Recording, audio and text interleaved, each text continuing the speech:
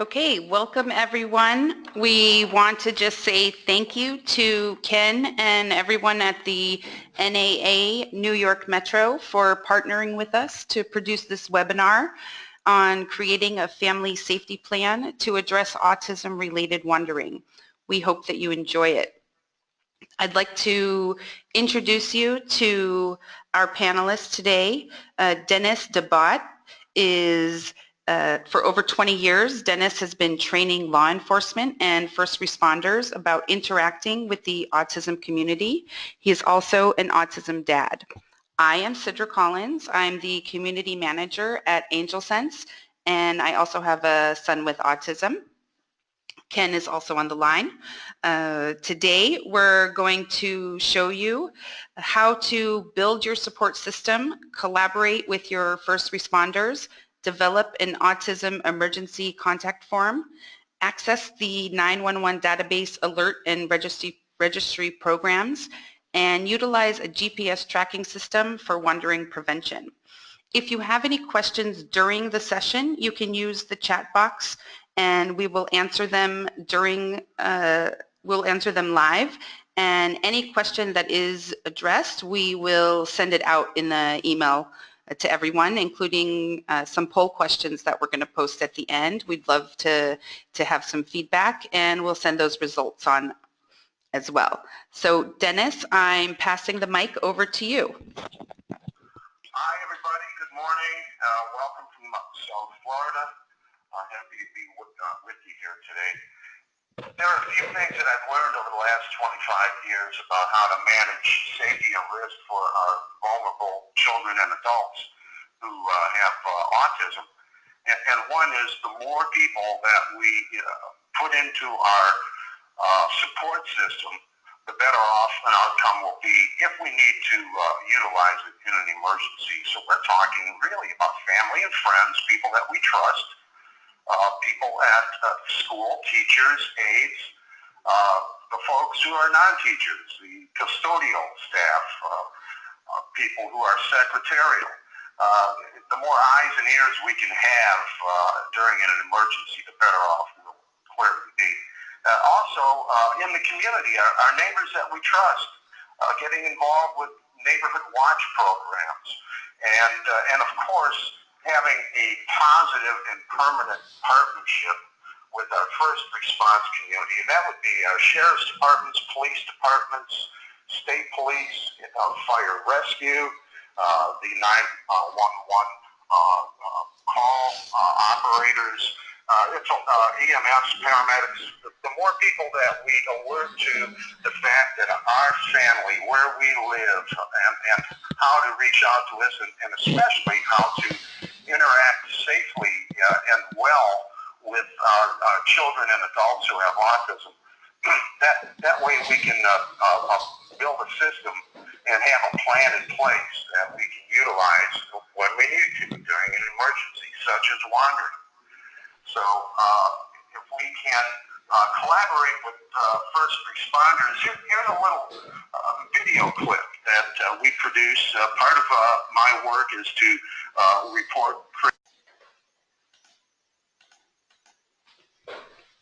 Okay, that's the end of the video. Thank you. So you get a sense, and of course, of the sense of urgency and the concern of the mom in the video. But it brings up a very important point here, and it's sharing information. In a word, it's disclosure. How much information do you want a first responder or a neighbor or a family member or share with the school or the therapist's office, wherever your child, your son or daughter at any age, really at any level, where they may be when you're not with them, and even when you are with them. So developing a autism emergency contact form that you can have printed out, and you can have it in the glove box of your vehicle, under the sun visor, mom's in your purse, dad, it could be in your wallet, it could be in a backpack or affixed to a child seat in a vehicle. That same paper document could be shared with trusted neighbors, with family members, with folks that you may want to become involved in helping your child out during an emergency. That kind of information, it would include obviously images, a good current image, digital photo of your son or daughter, how tall they are, what they weigh, any physical characteristics that are remarkable.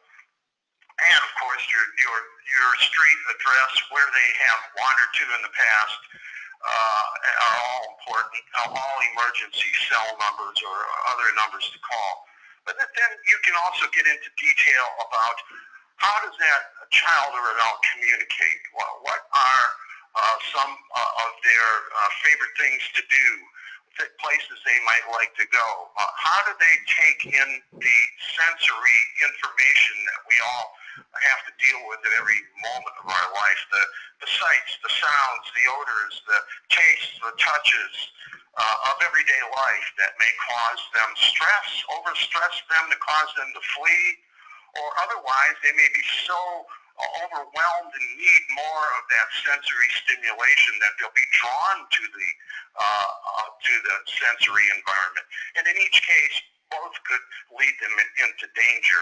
And I should remark, and do want to remark, that knowing what topics of conversation and items, the things that our sons and daughters love the most, whether it's a movie, a song, a sports team, and conversely, the things that would frighten them, make them angry. This is the kind of information that law enforcement and public safety professionals over the last 20 years have said, if they know this, that their contact can be more informed, more safe, less stress-free for everyone involved. So you've got the emergency sheet there. Take a look at it. It's something that can also be put into digital format and embedded into the 911 call center database.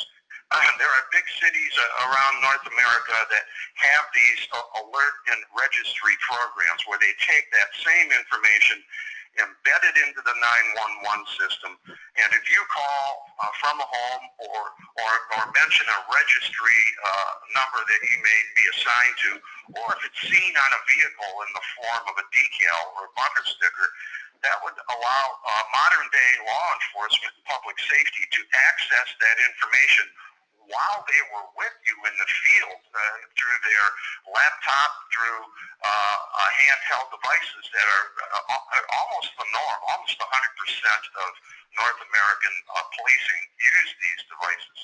So it comes up for New York City or big city residents. Your 911 call centers are pretty old, one, and they may be a collection of intersecting 911 systems that are not all using the same type of technology currently. That will change. Be part of that change. Let your local politicians through the NAA and directly that you have a concern. There are vulnerable people in your home, and that having that kind of information embedded into the call center will not only save a life, but it can really help manage their time and resources much more effectively. So get involved. Support your local National Autism Association chapter or other community groups that you're involved with, but make sure that the people you work with that are all aware that these risks, especially the high risk of dangerous wandering that takes too many lives in America and around the world, that there are some effective programs in that, and a database alert or registry program should be considered everywhere. And I would also like to add that GPS tracking is something that I have been reporting on in my books and articles for over 20 years. And when I first reported on it, the technology was somewhat new, and there were flaws. There were flaws in service areas. There were cutouts. Sunspot activity could affect the signal. If power went out, you would lose a phone signal. But now, almost 20 years later, a lot of that, the advances in this technology are remarkable. So there are more law enforcement agencies using this technology, and we need to be proactive as parents and people who care to make sure that these technologies are in use and that we can show how effective they are. The prices come down. There are ways to get funding through subsidies, Medicaid waivers, and other government programs. And finally, I'll leave you with a simple acronym, if you will, and it's PAR, or PAR, if you're a golfer at all. Apparently up north right now you can go golfing here in early March. Who knew?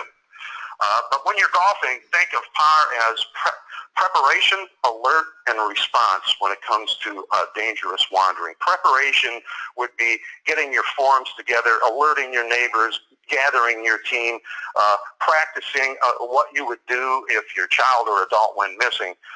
Alert is then knowing that they're missing. The preparation won't work unless you know they're missing. And then the response, which of course is really important, but none of the preparation or response will be helpful unless the alert is there. You have to know the person is missing. So Sidra is now going to show you how the AngelSense GPS tracker works for wandering prevention and how it addresses the A and the PAR. Thank you, everybody. I'm hanging in here with you for the Q&A, and we're all in this together. So let's stay safe out here.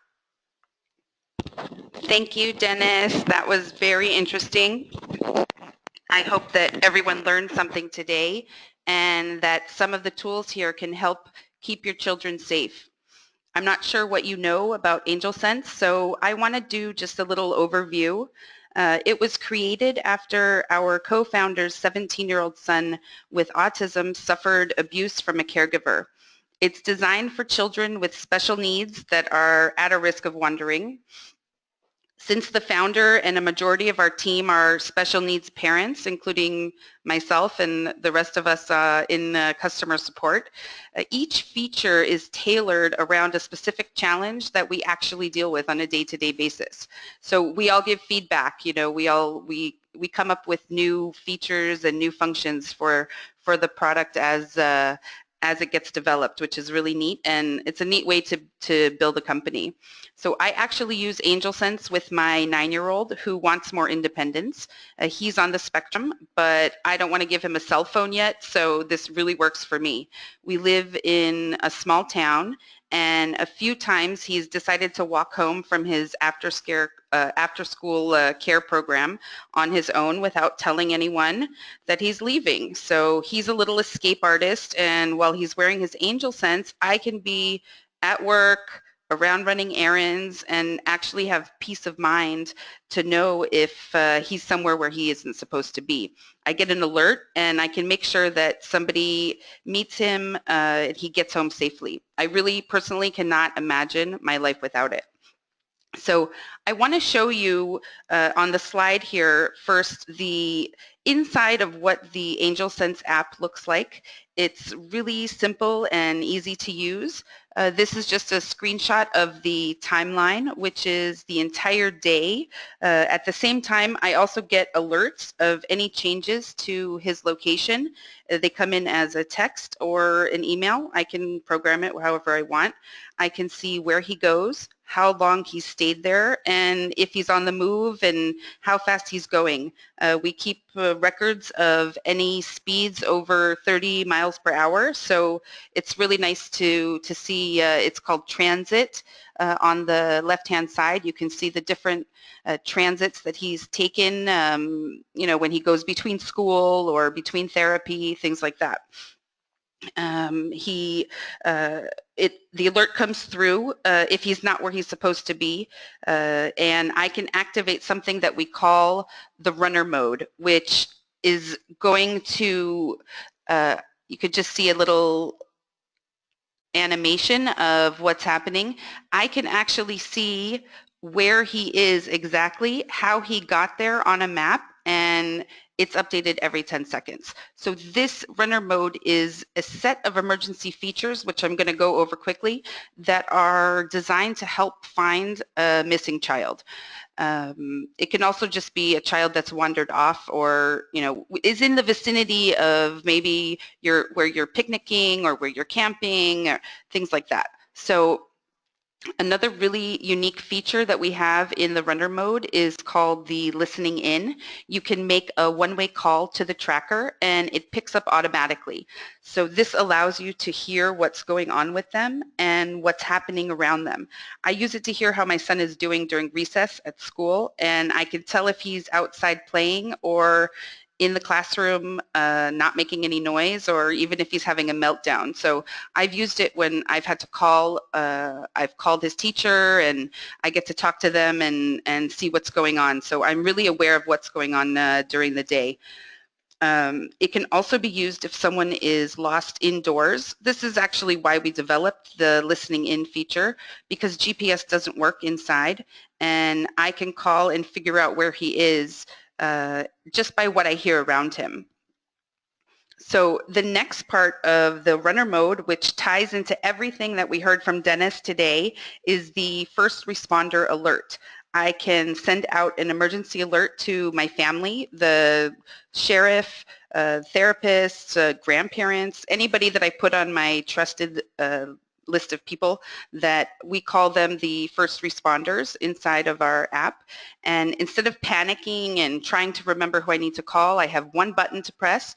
It really means that I have like a private search party at my fingertips. The alert goes out as a text message or an email, and it gives these people temporary access to go inside of my app and use the map to find him. It gives them 24-hour access, and they also get updates just as though they were a user. So everybody can help in finding if somebody is missing. Now, just to summarize, when I use runner mode, I can see exactly where my son is headed. I can use the listening in, and I can send the alert to my first responders to get him home as soon as possible.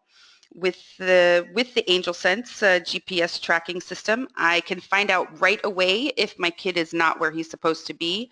I can do something about it immediately. As a mother of a child with special needs, I usually feel helpless in situations, and this just gives me control, and it really puts the control in my hands and gives me the tools to handle it. It's really quite empowering. So if we follow the steps that Dennis has taught us today by having a support system ready to go and involving the first responders in our communities and taking control of, having a GPS tracker or other systems in place, then we really have a solid safety plan for our families. So we're going to start to that's the end of our presentation, and we're going to have some question and answers. If anybody has any questions, you can post those in the questions section. I just want to say thank you so much for being with us here today. We hope that you learned some useful tips, and we'll send out a recorded version of this presentation to all of you, which includes that helpful emergency sheet, which you can actually download on the handout tab. There's a PDF there. Dennis usually recommends people to laminate it so it doesn't get ruined. Thank you so much, Dennis, for everything. You were fabulous, and we're going to start addressing some questions. Let's see. Okay, someone asked if the listen in feature is legal in schools, and the answer to that is according to different state laws, there are laws that address eavesdropping and recording. Now, the AngelSense application does not record, so it's not violating anybody's privacy, but what it does do is it gives the parents it gives us an insight into how our children are doing during the day. We do have a way, I can go into it a little further in another session, but there is a way to have this listen in disabled during the school hours. If the school is against that, we will work with them, and we actually give the school access to the application so that they control the listening in hours, and they can actually use the AngelSense app to find a child that might go missing off of campus. So it really gives them the tools. Sidra, can I add just something there? Yes, please. Sure. It would be a great place to discuss this at the IEP meeting for any student who may use the technology. So it's clear, you're making a clear disclosure that this equipment has this monitoring feature, number one, and would also be extremely useful to address personal safety concerns at the IEP prior to, proactively in anticipation of what might happen, so the school can be part of the plan team. But I think that would be a great place for disclosure, because the eavesdropping or one-party or two-party consent issues all typically revolve around the other party doesn't know that you're doing it. If you let them know up front, a lot of that can be taken care of. Okay, thank you. Yeah, we actually were working on a tool, a kit that will help parents to know how they can request a GPS tracker to be added into the IEP. We're going to be putting that together, and that's going to be available soon. We were just at a conference called the COPA, which is the advocates and attorneys that are pro IEP, and how to get parents the rights that they deserve. So we'll have that available. We'll post it on our website and send it out by email. So that would be really helpful. We have a question from someone who asks, what's the difference between the Amber Alert versus the AngelSense? The Amber Alert GPS is actually not available any longer, so I'm not sure how relevant that is. Some of the, I don't know if, Dennis, if you have some experience using that. I'm aware of what Amber Alert does in general, not the technology that supports it, but Amber Alert is our programs that when a child goes missing in America, and regardless of whether it's a stranger who may have taken them or a family member or someone that is known to them, that an Amber Alert is issued. It alerts motorists, anyone listening to radio or watching television or on a computer or a handheld device that this child is missing, and they give details. Now, we also know that there's there are programs out here called Silver Alerts, and that would be a similar program for adults who have some form of dementia or Alzheimer's. And there are efforts afoot to make sure that children, but especially teens or young adults or mature adults with autism who might need that extra level of whose cognitive skills may be lower, that they be included in these programs, because currently they are not. It's strictly for children. So just as a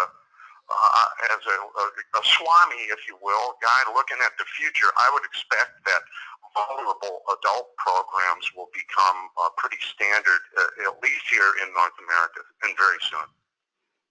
Yeah, we have quite a few of our users are adults with Alzheimer's and dementia, and we've had some really great feedback from the families of those that have used it to give their parents also that sense of independence, and also to be able to keep track of them.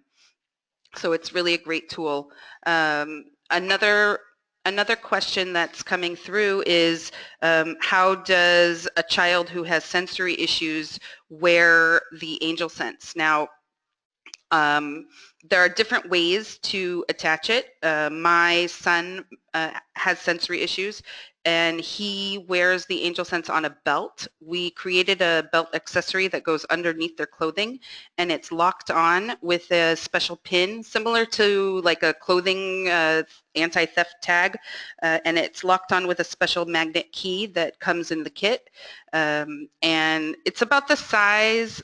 Somebody asked also how big it was. So the actual GPS tracker is about the size of like what an old beeper used to be. It's like a tiny cell phone.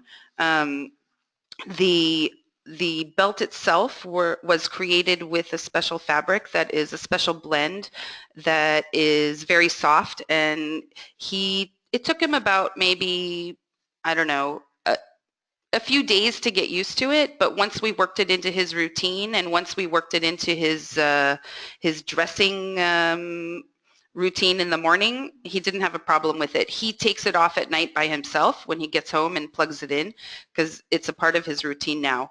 Some kids wear it in their pocket. We suggest that you lock it onto their clothing so it can't be removed. And some kids wear it along their waistline. We have a few users that wear it at the bottom of their, usually they're wearing sweatpants or, you know, some soft clothing. So they put it underneath the cuff of the pants and lock it on with 2 pins. One of our moms told us that she uses it on the hoodie of her son's hoodie that he never takes off. And some people put it on their kids' diaper bags or even in their backpacks. I've done that when my son has to go on a special field trip or something, and there might be some major activities involved. So I just put it on his backpack, and he's keeping that with him. So it's pretty versatile as far as the wearing options. And the ways to attach it are using these pins. If you want, I can we'll send you some links to some examples of how it's worn. I'm just checking some other questions that came through. Do the police or the law enforcement need to have the app too? No, they do not.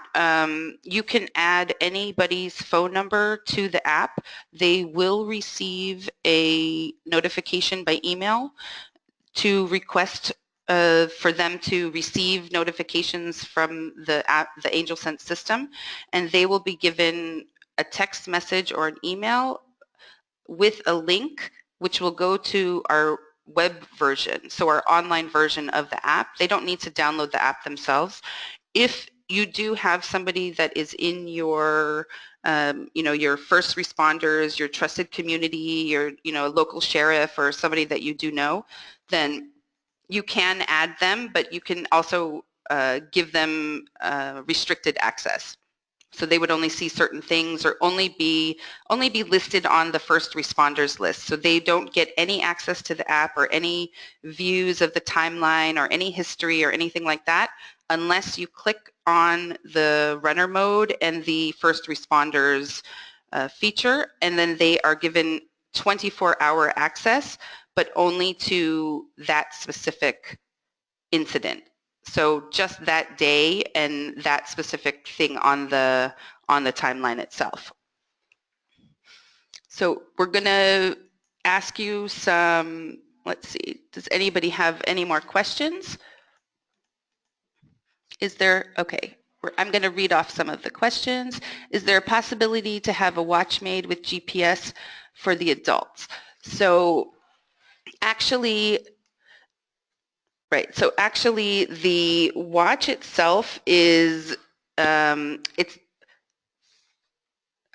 the application that the family or the parent or the guardian is looking at is something that you download just on your Google Play or from the Apple Store.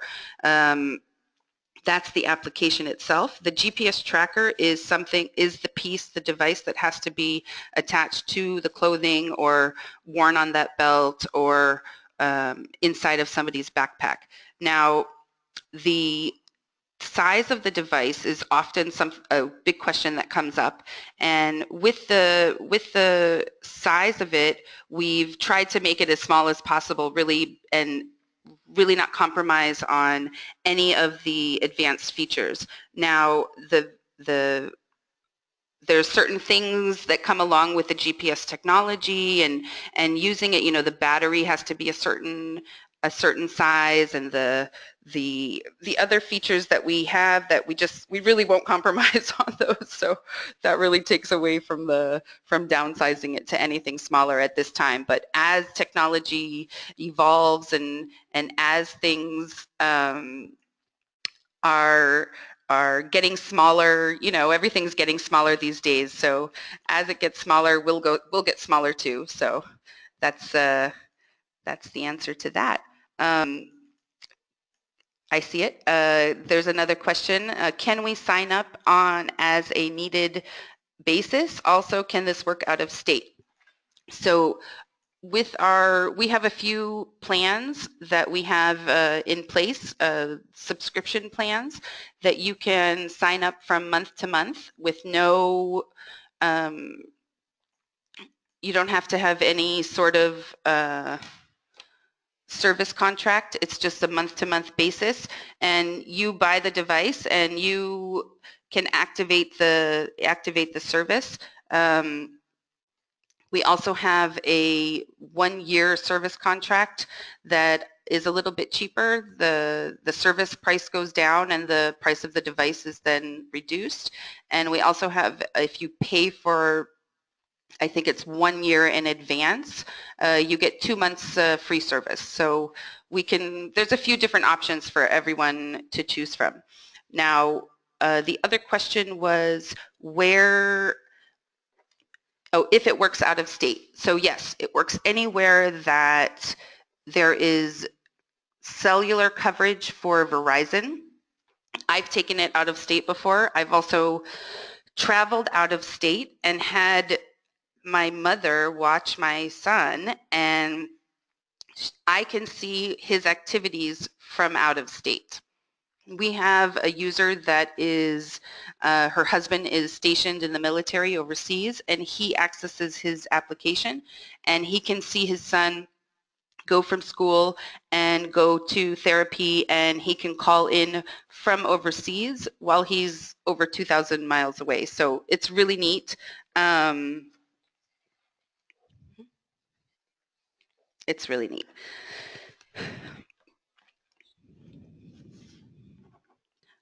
Okay, I'm just going to look at some other questions to see if there's anything coming up.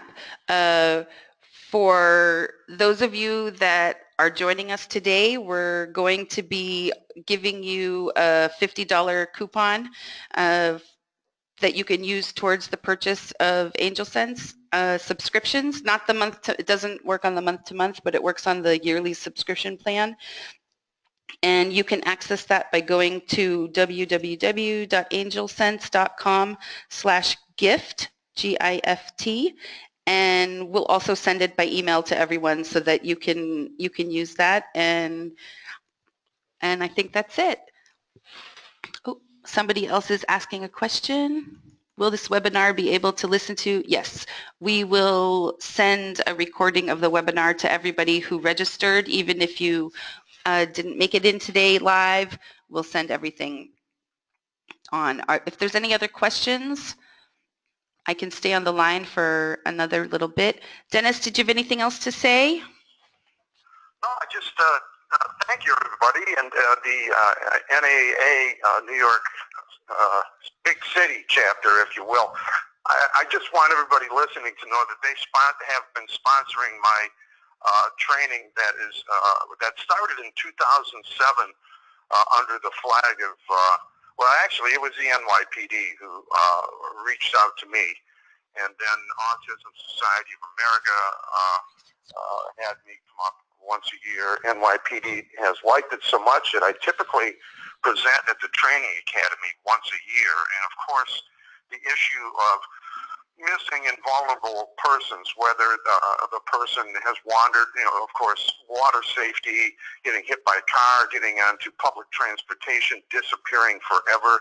But then there are other issues that are that are extremely high risk, and that would include behavior that is now escalated. We in our community call them meltdowns or tantrums, but other folks may describe that as aggressively violent behavior. So having information and having that relationship with police is a way for them to come to a home or a place where a person who may be aggressive is, and be able to employ different tactics and techniques.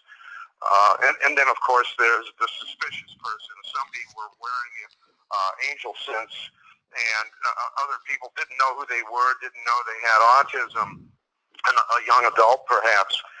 This would allow law enforcement to be aware of it, that there's a vulnerable person, that they already know something about it, and then alert their first responders that this particular suspicious person call involves someone with autism. And those are really three big issues that NAA and their partners with AngelSense and others have made a big difference out here. And thank you, everybody. Yeah, thanks for everybody joining us. I just had a few more questions came in. So Dennis, I'm going to say thanks, and I'm going to stay on the line just to answer some of the questions that came through about AngelSense. Thank you so much again. I'm not going away. If I can be helpful, I'm here. Okay, great. Thanks so much. Okay, so somebody asked,